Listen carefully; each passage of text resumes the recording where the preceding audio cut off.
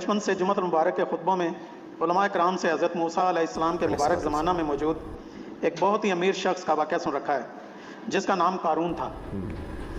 اس کی دولت کے خزانوں کی چابیاں 70 اونٹوں پر لادی جاتی تھیں، لیکن اللہ تعالیٰ نے اسے اس کے خزانے سمیت زمین میں دھنسا دیا۔ وَلِعَوْذُ بِاللَّهِ تعالیٰ۔ قرآن و سنت کی روشنی میں اس واقعہ کی تفصیلات سے بھی پلیز آگاہ فرمائیں۔ لیکن یہ واقعہ بہت اہم ہے، قرآن حکیم میں چند عبرت آموز جو واقعات ہیں ان میں سے ایک واقعہ قارون کا بھی ہے۔ سورۃ المؤمن جسے ہم سورہ غافر کہتے ہیں، اس کے اندر بھی اللہ تعالیٰ نے سیدنا موسیٰ علیہ نبینا علیہ السلام کا جب ذکر خیر کیا تو فرمایا کہ ہم نے موسیٰ علیہ السلام کو فرعون، حامان اور قارون کی طرف پیغمبر بنا کے بھیجا، یعنی ان کی پوری قوم کی طرف بھی، لیکن وہ ڈومیننٹ سرداروں کے نام اس لیے لیے جاتے تھے کہ وہ لیڈرشپ کے اوپر فائز ہوتے تھے۔ تو فرعون کا تو سب کو پتہ ہے، حامان اس کا وزیر تھا۔ یہ قارون جو ہے نا، یہ اس اعتبار سے بڑا امپورٹنٹ تھا کہ قارون جو ہے یہ موسیٰ علیہ السلام کا کزن لگتا تھا رشتے میں۔ یہ تورات میں ہمیں اس کی ڈیٹیل ملتی ہے اور قرآن بھی اس کو سپورٹ کرتا ہے، وہ میں سورۃ القصص سے آپ کو انشاءاللہ آیات پڑھ کے بھی بتاؤں گا۔ تورات میں ہمیں یہ ملتا ہے کہ یہ حضرت موسیٰ علیہ السلام کا کزن تھا، بنی اسرائیل میں سے تھا، آل فرعون میں سے نہیں تھا۔ لیکن جس طرح یہاں پہ بھی آپ کو پتہ ہے جب گورے آئے تو انہوں نے ہمارے بڑوں کو خریدا، تو وہ غلام تو گوروں کے ہوتے تھے، حکمرانی ہم پہ مسلمانوں کے نام سے کر رہے ہوتے تھے وائسرائے کی شکل میں۔ اور یہ آج آپ کو جتنے بڑے بڑے لینڈ لارڈ ملتے ہیں، یہ وہ ہیں کہ جن کے آباء و اجداد نے غداریاں کی ہیں مسلمانوں کے ساتھ۔ اس کے ریوارڈ کے طور پہ انہیں انگریزوں نے کہا کہ جی آپ صبح سے شام تک گھوڑا دوڑائیں، جدھر تک پہنچ جائیں گے ساری زمین آپ کی، یہ جو ہزاروں کے نال لوگوں کی نکل رہی ہے۔ تو اسی طریقے سے جو حضرت موسیٰ علیہ السلام کا یہ کزن تھا قارون، یہ ہے بنی اسرائیل میں سے تھا، لیکن حکومت کے ساتھ ملا ہوا تھا، اور بجائے یہ کہ بنی اسرائیل کی کوئی بہتری کی بات کرتا، الٹا یہ بنی اسرائیل کے اوپر ظلم ڈھاتا تھا، اور فرعون کا آپ سمجھ لیں ایک وزیر کی حیثیت سے تھا یہ۔ سورۃ القصص کے اندر اللہ تعالیٰ نے اس کا واقعہ ڈیٹیل سے بیان کیا ہے۔ سورۃ القصص سورت نمبر ہے 28 اور پارہ نمبر 20 کے اندر آپ بالکل اینڈ پہ چلے جائیں نا، آیت نمبر 76 سے آنورڈ۔ اعوذ باللہ من الشیطان الرجیم، بسم اللہ الرحمن الرحیم۔ ان قارون کان من قوم موسیٰ، بے شک قارون موسیٰ کی قوم میں سے تھا۔ اب یہ قرآن نے سپورٹ کر دیا کہ وہ آل فرعون میں سے نہیں تھا، ہے بنی اسرائیل میں سے تھا، اور تورات میں ڈیٹیل ملتی ہے کہ وہ ان کا چچا زاد لگتا تھا۔ پیغمبر کا رشتہ دار بھی ہے، کافر ہے تو مردود ہے۔ ہمارے محبوب علیہ السلام کا رشتہ دار ابو لہب مردود ہو گیا۔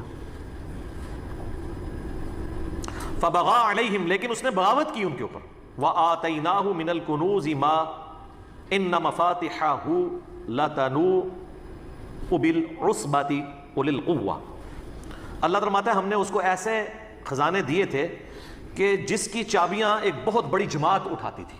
یہ 70 اونٹوں والی بات تو، یہ 70 اور اونٹ تو ویسے ہی سال لگ جاتے ہیں نا، قرآن میں اتنا ہی ذکر ہے کہ بہت بڑی جماعت تھی جو صرف چابیاں اس کی اٹھاتی تھی۔ ہو سکتا ہے اونٹوں کے اوپر وہ لاتے تھے تو 70 بھی، یعنی بڑی 70 کا عدد ویسے عربی زبان میں کثرت کے لیے بھی استعمال ہوتا ہے۔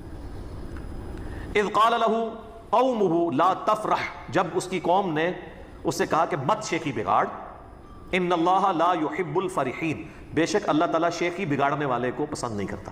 دولت آتی ہے تو شیخی تو پھر بگاڑتے ہی ہے نا انسان، الا ماشاء اللہ۔ وابتغی فیما آتاک اللہ الدار الآخرہ، اور جو اللہ نے تجھے اتنا مال دیا ہے اس سے آخرت کی زندگی طلب کر، مراد کے اللہ کی راہ میں خرچ کر۔ جو بخاری مسلم میں حدیث ہے کہ انسان کہتا ہے میرا مال میرا مال میرا مال، حالانکہ تیرا مال تو وہ ہے جو تو نے کھا کے ختم کر لیا یا پہن کر بوسیدہ کر لیا، باقی تو تیرے ورثاء کا مال ہے، یا پھر تیرا مال وہ ہے جو تو نے اللہ کی راہ میں خرچ کر کے آخرت کے لیے محفوظ کر لیا۔ تو نبی اسلام فرمایا تمہارا مال 3 قسم کا ہے، کھا پی لیا، پہن لیا، یا اللہ کی راہ میں خرچ کر کے قیامت کے دن کے لیے محفوظ کر لیا، باقی تمہارے ورثاء کا مال ہے۔ ایک اور حدیث ہے بخاری و مسلم میں، نبی صلی اللہ علیہ وآلہ وسلم نے فرمایا انسان کے 3 دوست ہیں، 2 دنیا میں رہ جاتے ہیں، صرف ایک ہی قبر میں جاتا ہے، اس کا مال اور اس کے رشتہ دار وہ قبر سے باہر رہتے ہیں، اس کے اعمال 7 قبر میں جاتے ہیں۔ تو اعمال میں ظاہر ہے جو مال اس نے خرچ کیا ہوگا وہ 7 قبر میں جائے گا، باقی مال باہر رہ جائے گا۔ ایک اور حدیث ہے بخاری و مسلم میں، نبی صلی اللہ علیہ وآلہ وسلم نے فرمایا ابن آدم کے پاس اگر سونے کی 2 وادیاں ہوں تو وہ خواہش کرے گا میرے پاس تیسری بھی آ جائے، اس کا پیٹ صرف قبر کی مٹی بھرے گی۔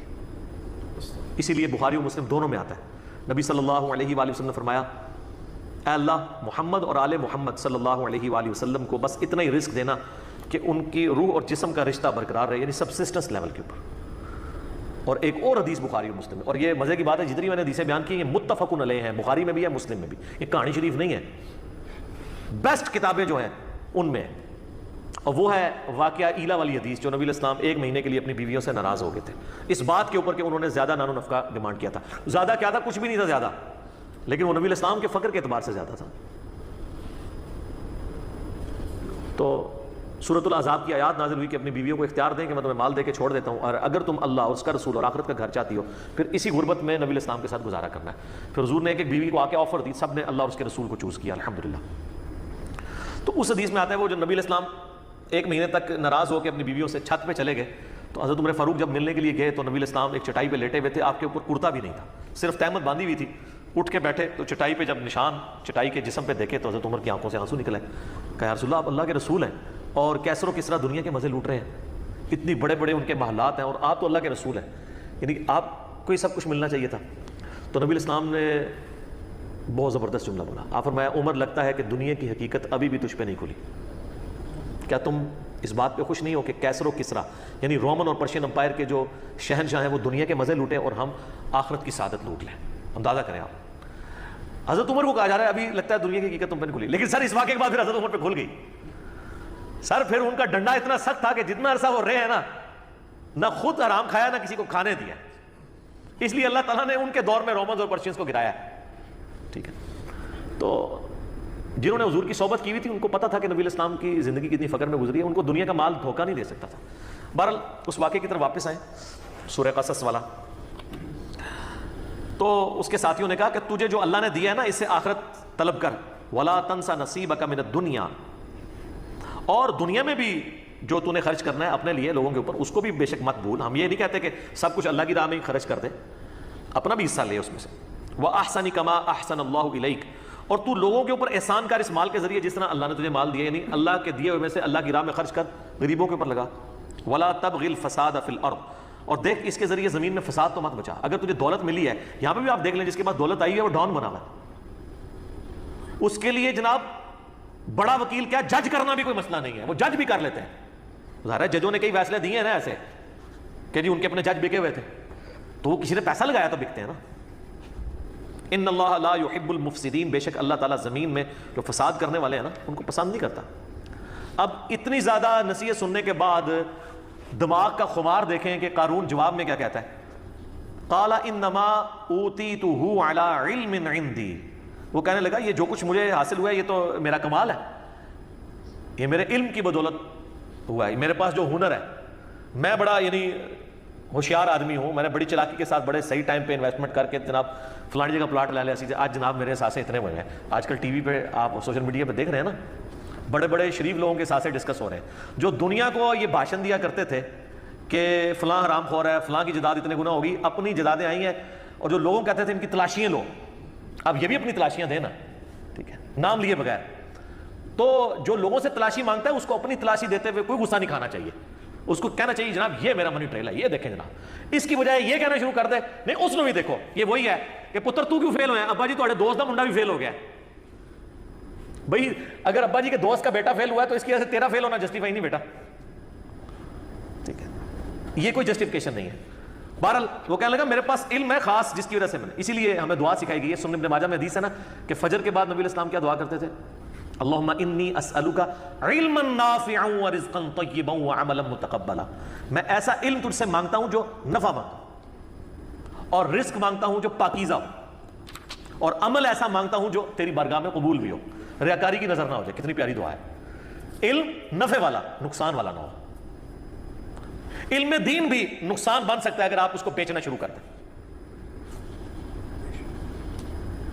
اور عمل بھی نیک عمل بھی آپ کے لیے نقصان کا باعث بن سکتا ہے اگر اس کے اندر ریاکاری آ گئی، دکھلاوا آ گیا. یہ تو پھر لادہ سے ایک ٹاپک ہے. اللہ تعالیٰ فرماتا ہے اولم یعلم ان اللہ قد اہلک من قبلہ من القرون، کیا قارون نے یہ نہیں دیکھا تھا کہ بے شک اللہ تعالیٰ نے اس سے پہلے بھی کئی قومیں ہلاک کر دی.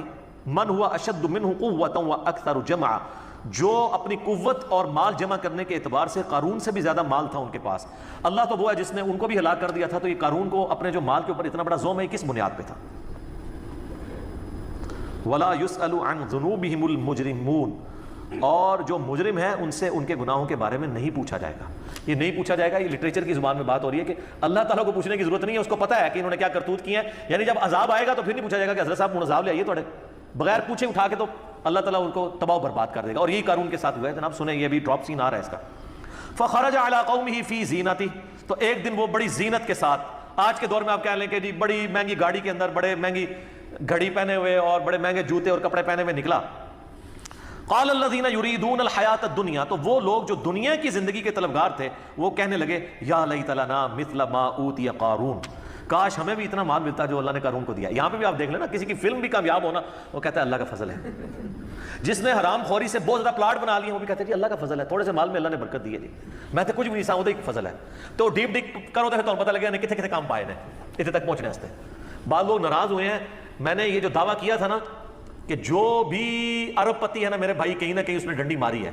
رزق کے حلال رزق کے اوپر کوئی شخص اتنا اوپر نہیں کبھی جا سکتا, کہیں نہ کہیں اس نے کمپرومائز کیا ہے اصولوں کے اوپر. تو اس کے نا جواب میں کئی لوگوں نے نیچے کامنٹس کیے کہ علی بھائی اس کا مطلب ہے آپ یہ کہہ رہے ہیں کہ حضرت عثمان نے بھی کیا ہے. یہ یار بات کر رہے ہیں تو آڈے بابیاں دی, تسی پہنچ گئے ہو خلفائے راشدین ہوتے, ٹھیک ہے, ہم تو آپ کی بات کر رہے ہیں. ان کی تو سند نازل ہوئی ہے قرآن و سنت میں, اور دوسرا ان کے پاس وہ مال نہیں تھا جو آپ کے پاس مال ہے. خلفائے راشدین کا تو سارا مال جمع کریں تو ایک ایک پراپرٹی ڈیلر کے پاس اس سے زیادہ مال موجود ہے. تو ان کی مثال آپ لوگ کیوں دیتے ہیں؟ آپ اپنی بات کریں کہ آپ نے کہیں نہ کہیں جو ہے وہ لوگوں سے ناجائز زمینیں ہتھیا کے اپنے مال کو ڈبل کیا ہے, کہیں پہ سودی قرضے لیے ہیں, کہیں بدماشی سے ہتھیایا ہے, کہیں پہ فائلوں کو پہیے لگائے ہیں. وہ تو خود بول کے لوگ کہتے ہیں. تو کہنے لگے کاش جو قارون کو دیا گیا نا اس طرح کا فضل ہمارے پہ بھی ہوتا. انہو لذو حظ عظیم, یہ تو بڑا قسمت کا دھنی ہے, اللہ نے اس کو اتنا دیا, اللہ نے دیتا نا جی. تو ہم تکلیف ہے سانو نہیں تکلیف, جہدے کول ہے نا انہوں ہی تکلیف کٹنی پینی آخرت وچ. وقال الذین اوتوا العلم, اللہ تعالیٰ فرماتا ہے جو علم والے تھے نا, یہاں اب آپ کو پتہ چلا ہے کہ دولت کے اوپر لگام علم کی ہونا پھر انسان صحیح رہتا ہے.